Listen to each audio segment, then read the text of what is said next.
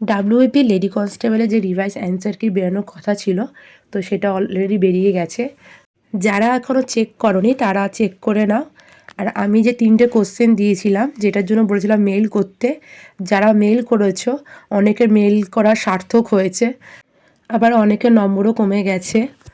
আমি যে 3টে কোশ্চেন মেইল করতে বলেছিলাম, তো অনেকে মেইল করেছো, তাদের জন্য থ্যাঙ্কস। মেইল করার জন্য অনেকের নম্বর বেড়েছে। পিআরবি বোর্ড বুঝেছে যে আসল অ্যান্সার কোনটা হবে সেটাই নিয়েছে। যে 3টে কোশ্চেন আমি দিয়েছিলাম তার বাদে যদি আরও কোনো কোশ্চেনে কেউ মেল করে থাকো অবশ্যই কমেন্ট করো যে সেই কোশ্চেনের অ্যান্সার চেঞ্জ হয়েছে কি না।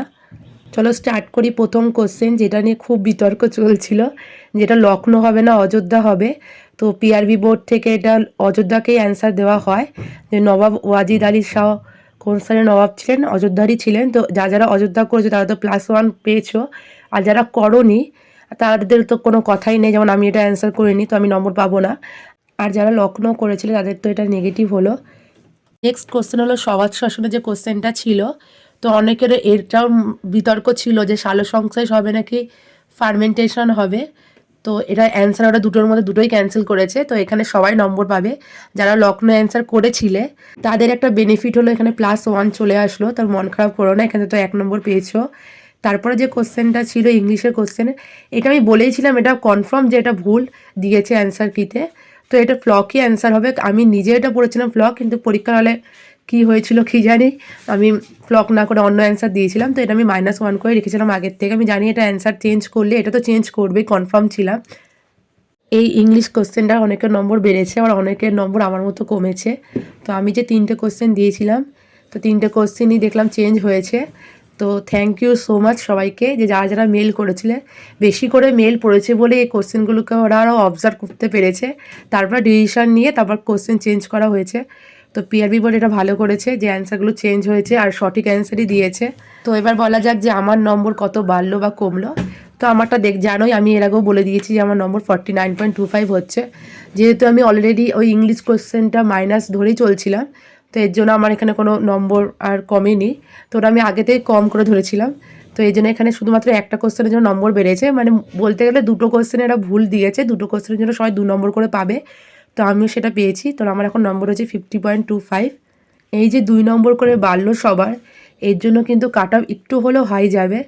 আমার যতদূর মনে হয় কাট অফ কিন্তু কলকাতা পুলিশে যেরকম কাট অফ গেছে সেরকমই যাবে, সেরকমই কাছাকাছিই থাকবে। কেননা কলকাতা পুলিশের পরীক্ষা যারা ভালো দিতে পারেনি বা যারা ইন্টারভিউতে চান্স পায়নি কলকাতা পুলিশে, তারা কিন্তু সবাই পড়েছে। তারা এবার যে পড়েছে তারা এত পড়েছে যে তারা লেডি কনস্টেবল পরীক্ষাতে ভালো হয়েছে, যে কলকাতা পুলিশের থেকে অনেক ভালো পরীক্ষা দিয়েছে লেডি কনস্টেবল। তো সেই হিসেবে আমার মনে হয় যে সবারই মোটামুটি 50%-এর ওপর তো নম্বর রয়েছে, বেশিরভাগের রয়েছে 50%-এর ওপর নম্বর। তো আমার যে ফ্রেন্ড সার্কেলে ছিল, আমার ফ্রেন্ডরা সবাই 50%-এর ওপর, 50 না 55-এর ওপরই পেয়েছে সবাই। তো আমার মনে হচ্ছে কাট অফ একটু হলেও হাই যেতে পারে। যারা নতুন ভাবো লেডি কনস্টেবল প্রথমবার দিল তাদের হয়তো নম্বর একটু কম হতে পারে, তারা হয়তো নিউ যেহেতু যারা। কেন আমরা সবাই জানি যে মেন্সে যত নম্বর বেশি থাকবে ইন্টারভিউ চিন্তা থাকে না, ইন্টারভিউতে তখন 5 নম্বর দিলেই হয়ে যায়। তাই বেশিরভাগই কিন্তু মেন্সে কিন্তু খেটেছে, মেন্সে এর জন্য তাদের স্কোরও ভালো এসছে। আমি কমিউনিটি পোস্টে পোল দিচ্ছি, তো সেখানে সবাই পোলের সঠিক অ্যান্সারটাই দিও, মানে তুমি কত পেয়েছো সেটাই দিও, অনেস্টভাবে দিও। আমি যখন অনেস্টভাবে বলে দিয়েছি মানে আমি কত পেয়েছি সেরকম অনেস্টভাবেই বলো, কারণ জানো সবাই জানতে চায় যে কাট অফ কত যেতে পারে। তো সেই বুঝে আমি কাট অফ বলতে পারবো যে কাট অফ কত যেতে পারে। আর যারা ছেলেরা আছে ভিডিও দেখছে তাদেরকে রিকোয়েস্ট করছি তোমরা কিন্তু পোলে কোনো ভোট দিও না। তোমাদের ভোট দেওয়ার জন্য কিন্তু আমাদের মেয়েদের একটু অসুবিধা হয়ে যায়, তো ছেলেরা এখনও কোনো ভোট দিও না। আজকের ভিডিওটা আমি এখানে স্টপ করছি। সবাই ভালো থেকো, সুস্থ থেকো, আর সবাইকে বেস্ট অফ লাক।